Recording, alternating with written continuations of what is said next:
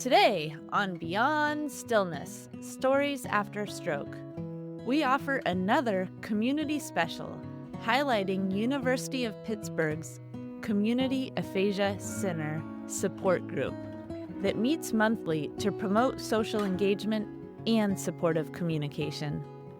Join us as members dive into what they hope others will learn from their journeys with aphasia and the connections they've built together. Beyond Stillness, Stories After Stroke is made possible by our guests and tax-deductible donations from friends and listeners like you.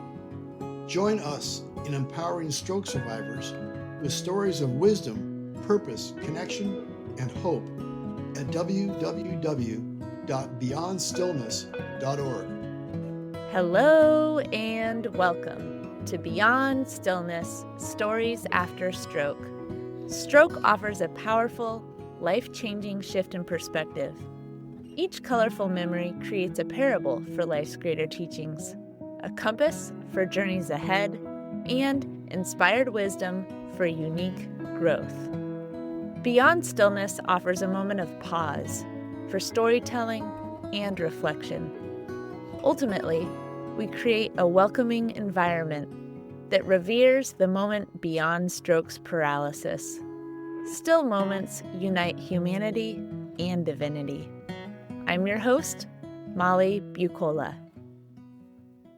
As we begin today, we take a moment of pause to honor the way that wisdom has emerged through recovery.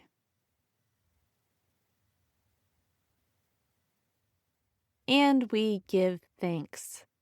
Now, University of Pittsburgh's Community Aphasia Center Support Group's July Conversation. We have our normal meet and greet and catch up, and our guest today is Molly from Beyond Stillness. And then we'll have our small breakout groups after that. Catchphrase is our game today. We're going to be planning our PA Day of Advocacy in our small topic group. And then there's open conversation group.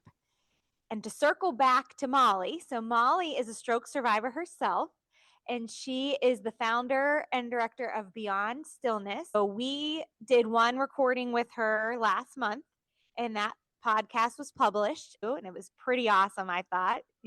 Thank you for welcoming me back. I so enjoyed my time with you. We are here today to share with each other wisdom that has emerged through our recoveries. And that's for the people in this room, but it's also in order to support and inspire other people who live with aphasia and stroke survivors throughout the U.S. and outside of the country. We've had people connect with us and say, I've never talked with another stroke survivor, or I've never talked with another person who has aphasia. And when you share in your group like this, and we're able to share it out, people then start searching for something like what you have here, something that might help them or some way that they might be able to help other people. So we're going to step back and think how your understanding of living with aphasia evolved over time. Sometimes when we begin our journey with aphasia, we think that it will be one thing. And then as time goes on, we see it a little differently. And our perspective on life with aphasia is a little different. So how has that evolved for you over time? In the beginning, you could be a person that can't talk at all or just talk a little. It's hard when you feel like you're a smart person, but people don't understand what you're saying or what you mean. That was the worst thing. It was horrible in that aspect of my life.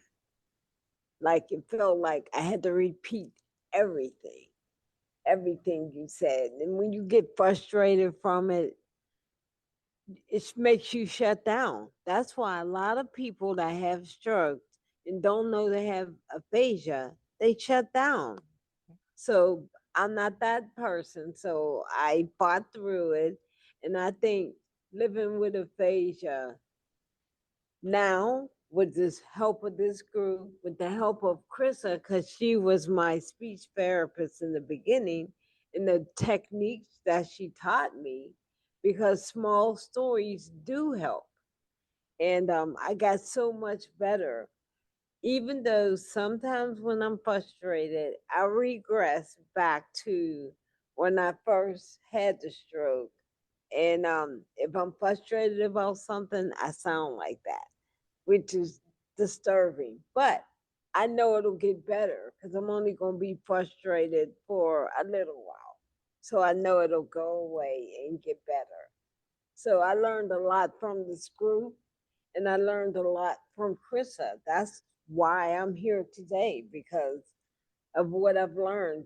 And one of the things about me, everyone knows, is I'm about helping each other. So you're right, Holly. You're right.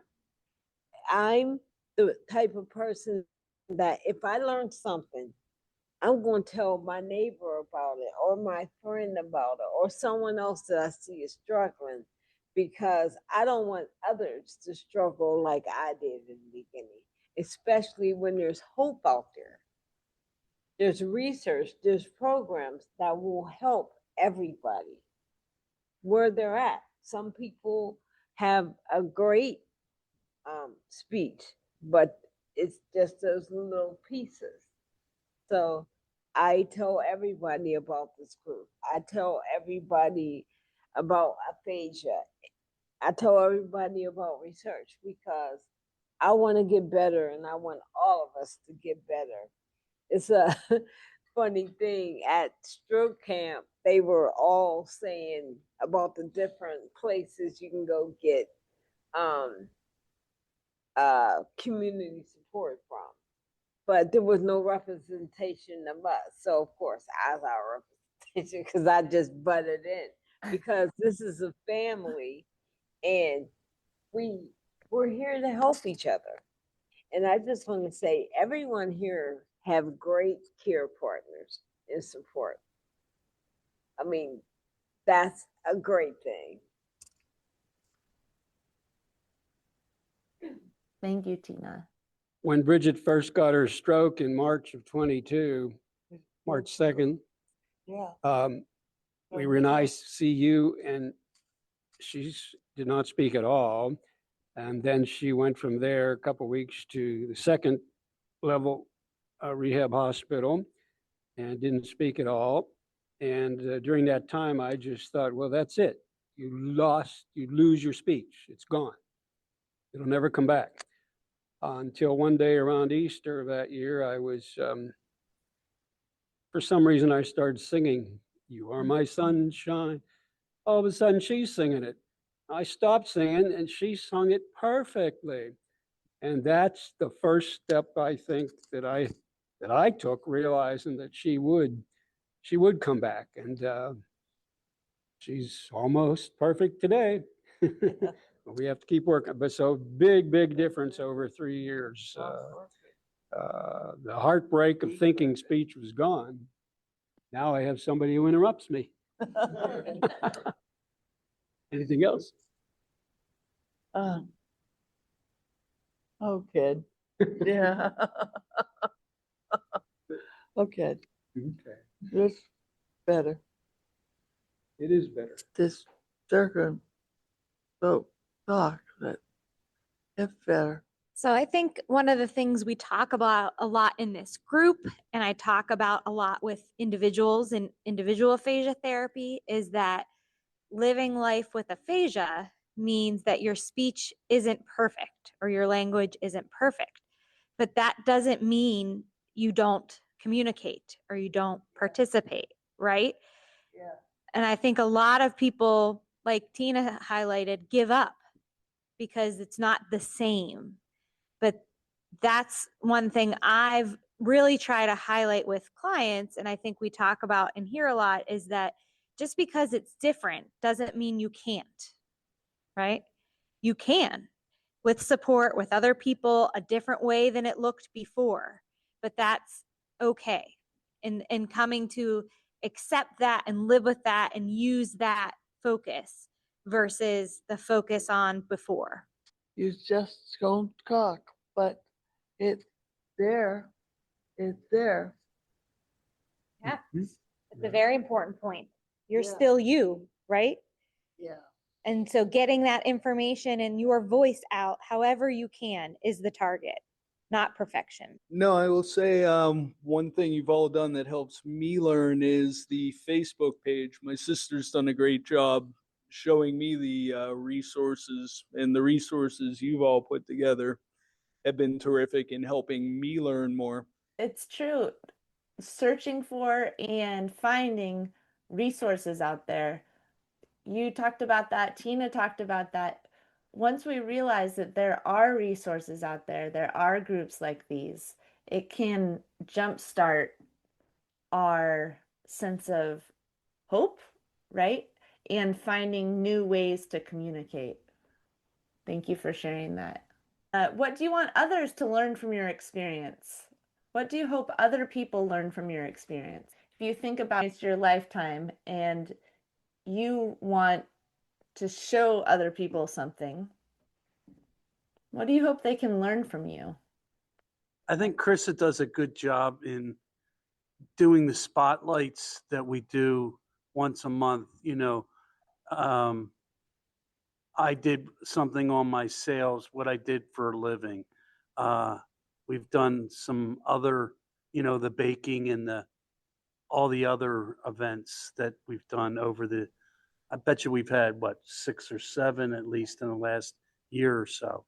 So that I can remember. So, but it helps, perspective on how we're living as our lives. I just have to add that I hope, but I also have seen others recognize aphasia who never knew what it was.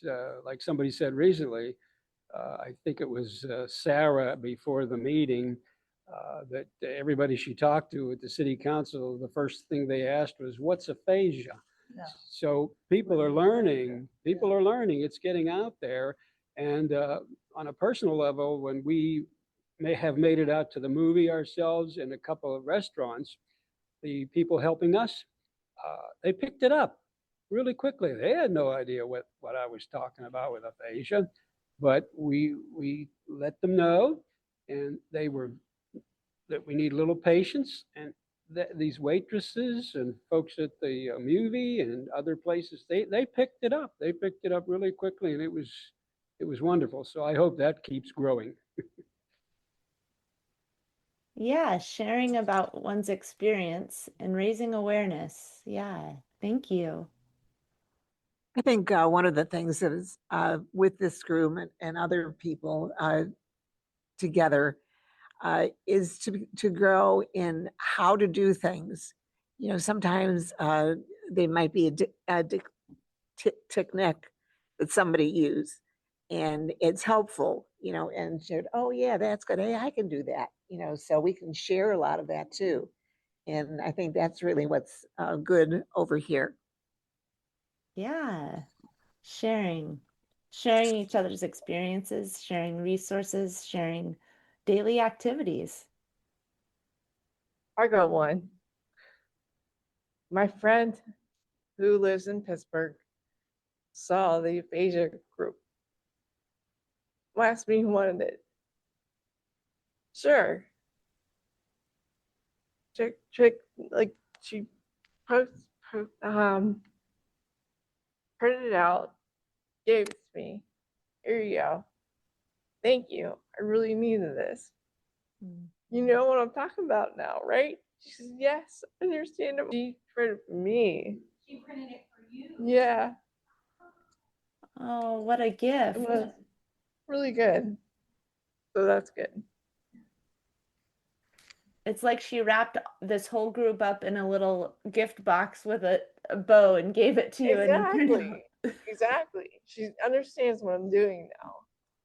When I can't basically speak right, I have aphasia. This is what it is. She read it in the newspaper. now I understand. Good. That's good. That's just what I was just thinking. Advertisement. Your friend seen it in the paper and was like, this would be good to help you. She didn't know you were part of the group, but this would be good to help you. Our t-shirts. When I did the stroke monologue, if I catch a bus, I wear that jacket because the bus is cold. So I always had that jacket on my scooter. I get a lot of people to say, what's a stroke monologue? So I get to talk about aphasia, and I'm talking to Virgil because he asked about it on the bus, but other people are listening. When I wear our t-shirts, my girlfriend, I wore my t-shirts to church a couple of weeks, and they asked what the hands were, and I explained about connectability. And they said, where'd y'all come up with that? I said, I remember Bridget came up with that, but that's a perfect, that word is getting ready to leave my tongue. And you know what I'm saying? Analogy of aphasia. So advertisement is so good. And remember 2 weeks ago that lady came to our group because she read the article and she wanted to find out more about it. I think more advertisement. Yes, definitely. So I hear a lot of things about what you want others to learn. One of them being you're more than your aphasia, right? So you're an intelligent person. Sometimes you can't get out the words, but that doesn't change who you are. And for other people to not treat you differently as a result of the changes in your speech, right? Second, you hope they take the time to learn about what you're experiencing so that they can come to you in conversation with a bit more understanding, more prepared. So that's important for us to continue to put information out there and market aphasia so that people can then approach individuals that may have aphasia with caring, listening, prepared ears versus that difficult to understand, as I know with my family, when I talk about my group and my mom having come into the Pirate game, she said to me you know me, I've been doing this my whole career for 15, 17 years. And she said, they were all really easy to talk to. And I'm like, yeah, they were. And she was like, I didn't expect that. And I don't know what she expected, right? But she was impressed by her experience with all of you, because I think the idea of diagnosis are sometimes a lot scarier for people who don't have it than what it is. So, the more we educate, the more people can understand and not be afraid, right? Because her thing was, I didn't want to make anybody feel bad. So I didn't want to say something that challenged them or they didn't understand, then I wouldn't know what to do. Right? So it was about her, not as much about you. But the more that you know, even though I've tried to teach her my whole career, the better it is to come to those, conversations. So yeah, that's great that your friend read it and came back to you. I love especially that she came back to you, because that means she cares so much about you that she sought it out for you. Yeah, that's incredible. And why do you love this group? It's a family. That's all it is. It's a family. Stay together. As a caretaker for Kathleen, I really love the group, especially watching Ed and Gary and Pat work with their loved one. It helps me to become a better caretaker when I'm home, one-on-one with Kathy, where I have to learn a lot more about her situation and try to understand her even more so. And with Gary and Ed as examples, they really do show me the way to go. Companionship and sharing and learning. Yeah, Gary, again, when Chrisa first told us about this group, we were at a speech therapy session that she was substituting for. And I blew it off. I thought, I've never participated in anything like that. And Bridget doesn't need that. She needs therapy. But I was so wrong. I'll tell you. We first got tempted to come to the group because there was going to be a baker, Joe the baker, who has aphasia and still is in a wheelchair most of the time, was going to cook his special cupcakes, which really were special. And that, being a gourmet cook herself, that got Bridget here. She insisted on coming, right? Yeah. And I said, well, okay. So I came and attended the meeting, the group, whatever you want to call it. And it was just like night and day what it did for her and what it did for me, the positive increase in living instead of just going through therapy and the necessities at home. It just has created an atmosphere that is just an electric improvement for her. As I've been saying now since we've been coming, even when we're not here, I think it's the reason that she's a tiny bit better every single day. I can see it. Thanks. The other thing I wanted to say was, Virgil says we're a family, and we are a family.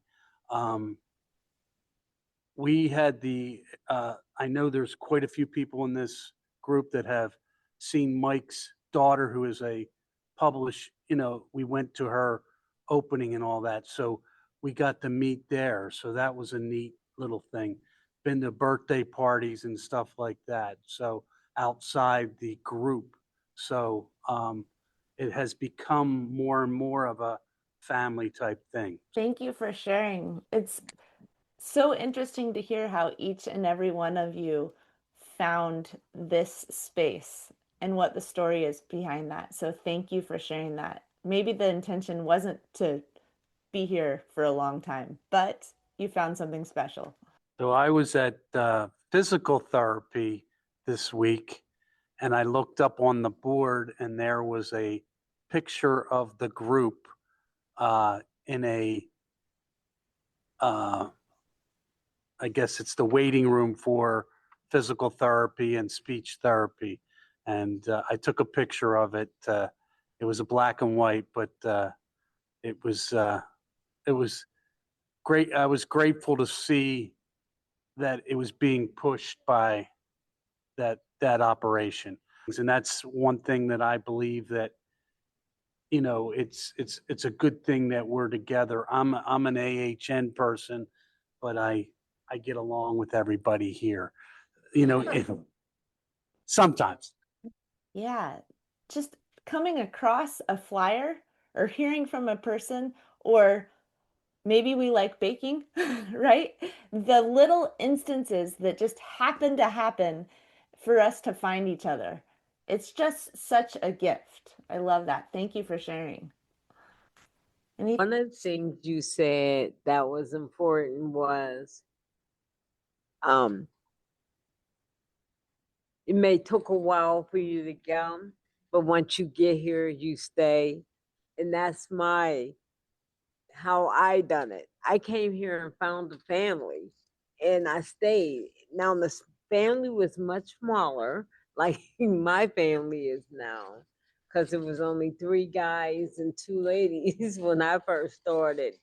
But it's just so wonderful to see so many familiar faces every week and new faces, and I've noticed that when somebody's new now, they stay because the new faces are staying.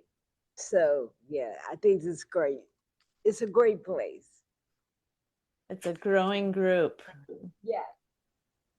I was just reminded of this kind of folk tale or myth that comes from the Chinese tradition, as I understand it, about like there's like a red thread that connects each of us with all the people that we'll meet in our lives, who will like learn from or share important experiences with.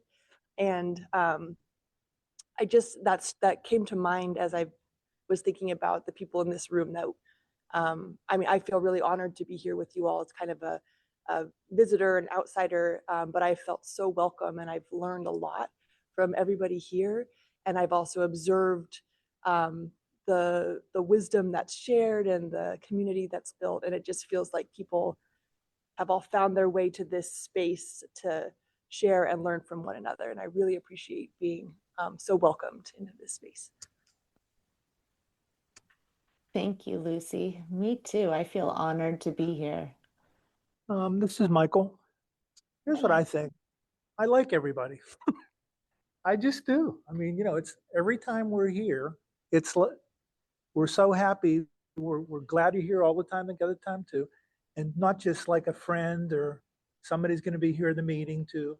You go over and say, I really like everybody here. They're so nice, all different people, little problem that we might have, but smiling together, talk together, some good ideas and everything that together too. So I think when Verdon said the same thing about the family and Tina the same thing, it really feels like that nowadays. I feel the same thing on that too. And but I always enjoy it all the time. So thank you. This is a growing group, and each of us have come here and stayed here, and we like the people in this room, and it feels like a family. And we come here to learn from each other's experiences, and we also come here to grow in our own experiences. Put together. Reza put together. Reza, he gets the credit. We'll give Chris Yeah. a lot of credit, Yeah. right? Yeah. Chris is the reason I'm here too. Good point. It is. It's so important to get out there, to get into the community and interact with people. And you as a group have an emphasis on that. You're out there at the baseball games, you're out tabling, teaching people about aphasia. There are media sources that are coming to work with you in order to get the word out. And even what you talked about at the beginning, having a Aphasia Awareness Day within Pittsburgh.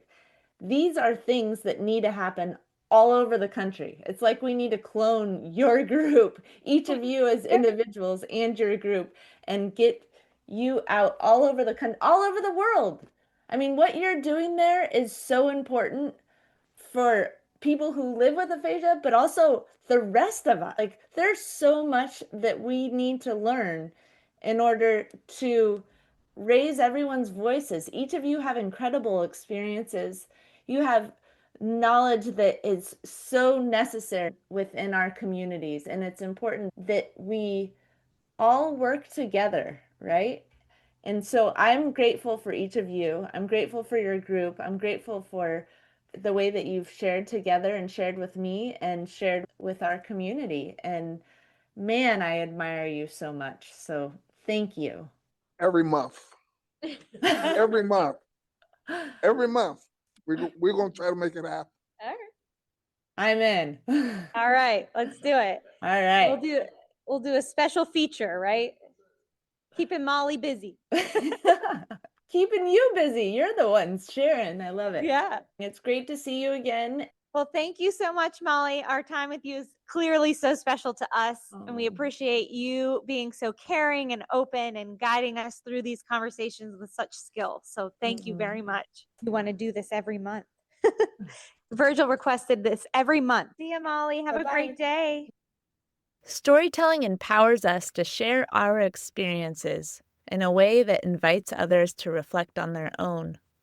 In closing, we offer a reflection question to spark dialogue with yourself, friends, family, or fellow stroke survivors. In a moment, I'll share the question. You can also find it in the episode description. What do you hope others will learn from your journey? We'd love to hear your reflections. Join the conversation on Instagram or Facebook at Stories After Stroke.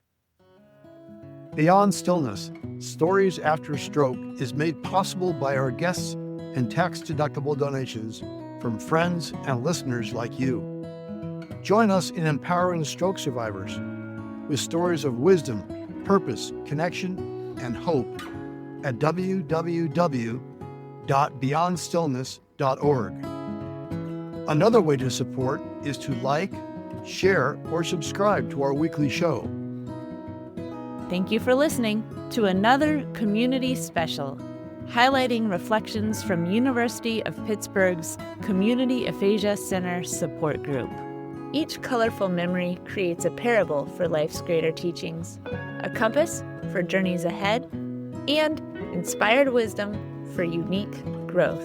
Today, University of Pittsburgh's Community Aphasia Center Support Group shared the importance of raising awareness about aphasia and finding a safe and supportive community of understanding individuals. We hope this conversation reminds you that you are not alone and that there are others who could benefit from your wisdom and companionship too. Remember, as part of the stroke community, you are more than supportive. You are inspirational. If this episode resonated with you, please like, share, subscribe, or leave a review to help others find these powerful voices too.